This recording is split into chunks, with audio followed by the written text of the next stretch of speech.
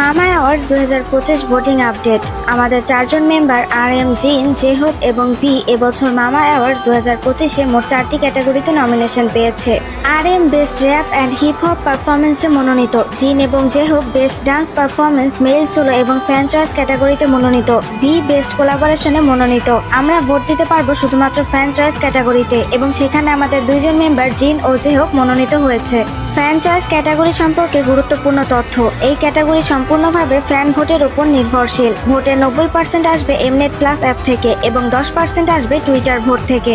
শুধুমাত্র টপ 10 আর্টিস্টই পাবে বোনসাং অ্যাওয়ার্ড এবং ডেসাং জেতার সুযোগ। তাই আমাদের মিশন হলো জিন এবং জেহবকে টপ 10-এ সিকিউর করা। ভোটিং নিয়মাবলী। এই রাউন্ডে ফ্যান চয়েসে ভোট দেওয়া যাবে মোট 6 জন আর্টিস্টকে, 3 জন ছেলে প্লাস 3 জন মেয়ে। যেহেতু আমাদের কেবল 2 জন মেম্বার নমিনেশন পেয়েছে, তাই আমরা জিন ও জেহবকেই ভোট দেব। বাকি একটা ভোট যাবে একজন র্যান্ডম ফিমেল আর্টিস্টকে। তবে এমন কাউকে ভোট দেওয়া যাবে না যার টপ 10-এ যাওয়ার সম্ভাবনা বেশি।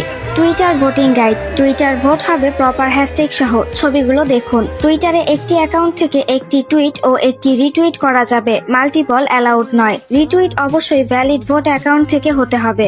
একাধিক ভোট রিটুইট করলে ভোট ইনভ্যালিড হয়ে যাবে, তাই মাল্টিপল অ্যাকাউন্ট ব্যবহার করে আলাদা আলাদা করে জিন ও জেহব দুজনকেই ভোট দিন। এমনেট প্লাস অ্যাপে ভোট করুন প্লাস টুইটারে হ্যাশট্যাগ সহ ভোট দিন। প্রতিটি ভোট মূল্যবান। চলুন একসাথে আমাদের 2 জন মেম্বারকে টপ 10-এ রাখি।